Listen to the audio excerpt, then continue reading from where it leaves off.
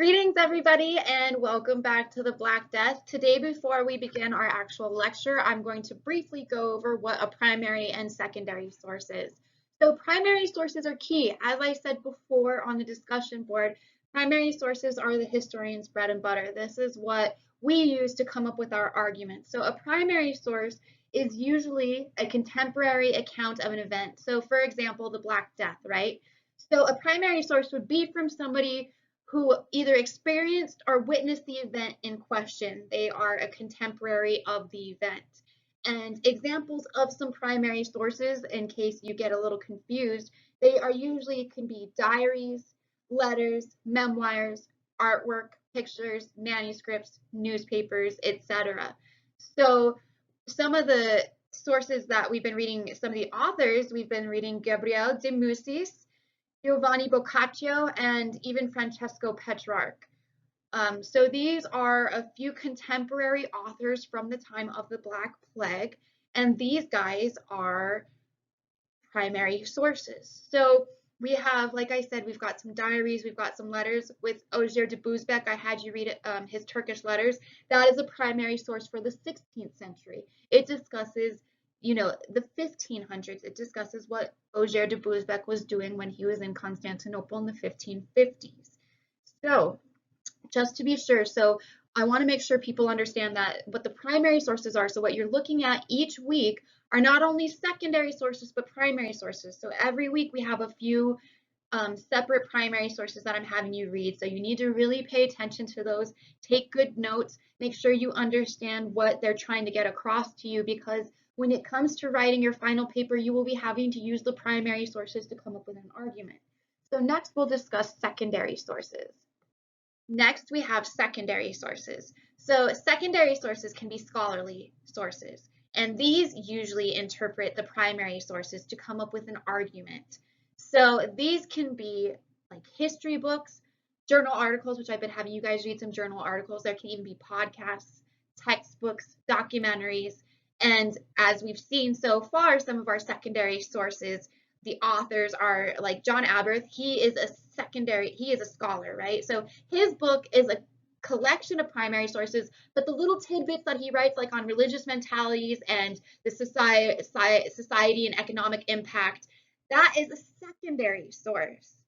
So with Yaron Ayalon and Michael Doles, like you're reading this week, those are secondary sources. They are using primary sources to come up with their argument, to present what we believe to have been the past and what happened during the Black Death. So these are the two separate types of sources I'm having you guys read. So be aware that when I ask you to look at a primary source, I'm asking you to look at the books that are in the Aberth. I mean, not the books, sorry, the sources that are in the Aberth book. Those are primary sources, but what Aberth writes is a secondary source. So be sure to understand the difference between the two, because this is key in history. Primary sources, like I said, are our bread and butter, but secondary sources help give us historical context and help us understand the past a little bit more. If we don't, it helps shine more light on the time we are looking at. So I just wanted to go through that. If you guys have any more questions or issues, please email me and I can help you out with that. And now we will go on to our lecture on the Black Death. Welcome to our lecture on experiencing the Black Death today. I hope it is enjoyable and informative, and here we go.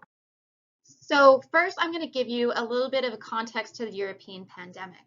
So we're looking mostly at Italy right now. I'm talking about Italy, but there's quite a few natural disasters that are going on at this time. Actually, in the 14th century, there's a lot of seismic activity.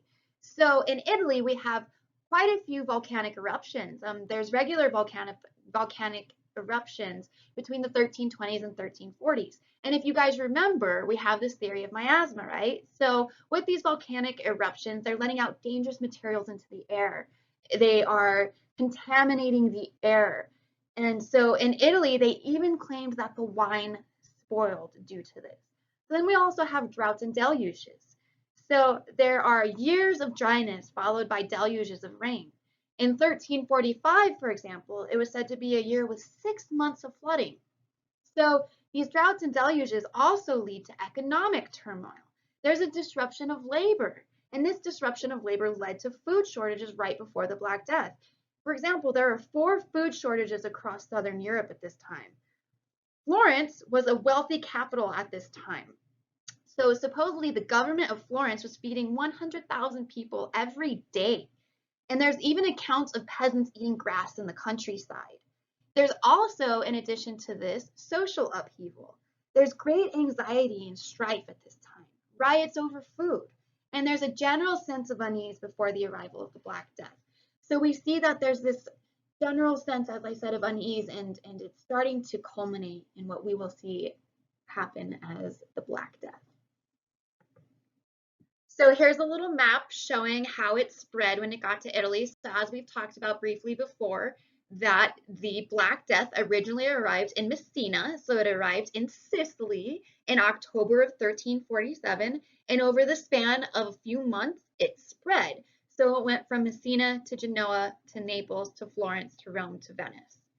So look at this little map here. You can take a little pause and look over it for yourself, and we will move on to the next slide. So one of our primary sources for this account here is Miguel de Piazza. He claimed that in the port city of Messina, there were 12 Genoese galleys. He said he was unsure where they came from, whether it be Alexandria or Constantinople, but scholars now believe it came from Crimea, but it is unclear. But supposedly these 12 Genoese galleys arrived with 6 sailors. And the sailors' sickness were clinging to their very bones, according to Miguel de Piazza. And so in just a few days, the plague took over the city. The locals even cast away the ships and kicked them out of the city. And Miguel believes that the ships went to Genoa. So Messina could not respond well enough. Within a week of the arrival, people began dying in their homes in the streets. So as the inhabitants of Messina are dying in their homes and dying in the streets, they actually start to flee as well. They flee inland to Catania and into the countryside. So a lot of these people went towards Catania, as I said, and initially the Catanians refused inhabitants of Messina, but the plague entered anyway. So we actually have a story of the Archbishop of Messina. He tried to purge the disease by taking relics from Messina to Catania. So he fled his seat at the church and took refuge in Catania. However, he died, and Miguel de Piazza claimed that Catania became godless and started to reject others. The population became so godless and fearful that no one would have intercourse or engage with others, according to Miguel de Piazza.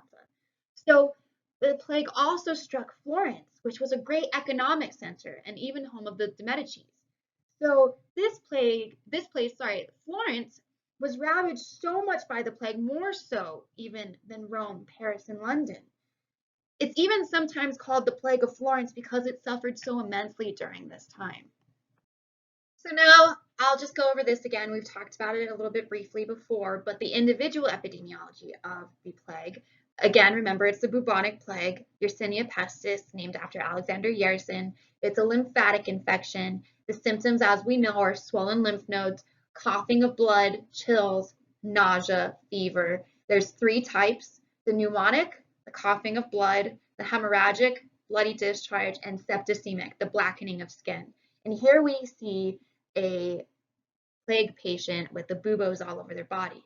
So with the modern epidemiology, supposedly the morbidity rates are actually pretty low, even pre-antibiotics. So a good portion of the studies that we've talked about on this of the bubonic plague came from the 19th and 20th centuries before antibiotics.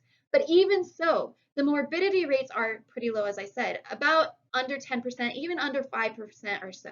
So not as bad as in earlier periods. So as we see, it was really an extreme case of bubonic plague in the 14th century that we are looking at. It wasn't as intense during the 3rd wave. So now I'm going to talk about the historical descriptions. What do the primary sources describe? They have fierce symptoms are described in the primary sources. So for example, we've got Boccaccio, right? He's claiming that it began in both men and women with swellings in the groin and the armpits, which swells to the size of small apples. Then it would spread all over the body. Soon, black and purple spots would appear, and it was a certain sign of death, according to Boccaccio. Very few recovered. Most died in 3 days. Some even died without symptoms. So then we've got Miguel de Piazza. Miguel de Piazza describes burning blisters on different parts of the body, sexual organs, arms, and neck. They began as the size of a hazelnut and grew to that of a hen's egg. There's vomiting of blood, and we also have this lasting about 3 days, and on the fourth day, they die. In addition to individual experiences, we also have communal experiences. You actually are reading this week the communal religious responses to the Black Death on the European and European Christian and Middle Eastern Muslim side. So what we've got here is social upheaval. Entire communities are being taken down at this time, right? So again, Boccaccio says, people entirely tried to avoid the sick and everything belonging to them. Each thought that they would secure their own safety. So we're seeing people really looking out for themselves right now. Boccaccio even goes on to call this cruel. Its anti-communal behavior led to social breakdown at this time. So then we've got Miguel de Piazza said that men started to hate each other. Even if the son got the disease, the father would not care for him. Soon, corpses were lying forsaken in houses. No priests, no relations would enter. However, you do get some servants being paid high wages to bury the dead. However, ultimately, the sick were abandoned by friends, families, and neighbors. So we're seeing this social disintegration going on. Whereas when we're reading a bit about the Muslims, we see a communal response and this idea of communal piety, communal prayer, communal coming together. So we see a bit of a difference here between what's going on with Muslim society and Christian society in Europe. So here are some head counts that historical accounts gave. So with Europe, the papacy concluded that more than 29 million were dead throughout Europe. Pope Clement even went so far as to say, we are faced with the evidence of an almost unimaginable catastrophe. The plague has exceeded the mortality of any other known disaster. According to Miguel de Piazza, in Sicily, half the population died. Boccaccio said in Florence, 100,000 people died. And the Chronicle of Venice said that in Venice, 100,000 people died. So all of these are estimates, though. They are not based on head counts. People are not going out and counting how many people have died. So you should never 100% trust data from this time period for being accurate, because it isn't. So like I said, when you're looking at numbers from this time period, you have to take it with a bit of a grain of salt. So with modern scholarship, many scholars today agree that 40 to 50% of Europe died. So we have historian Christopher Dyer. He claims that England lost half of its population, went from about 5 million to 2.5 million, and estimates for Italy are about the same. So what we have with some problems from this time period are there's no hard data. No one is out taking census data in this period. And we also have the recurrence of the plague. It's commonplace during this time. So this makes it a little difficult for us to get exact numbers. So be aware of that. And I hope you enjoyed this lecture for this week. It's brief, it's short, but I hope it was informative and helpful. And again, if you need anything from me, please email me and let me know. Thank you.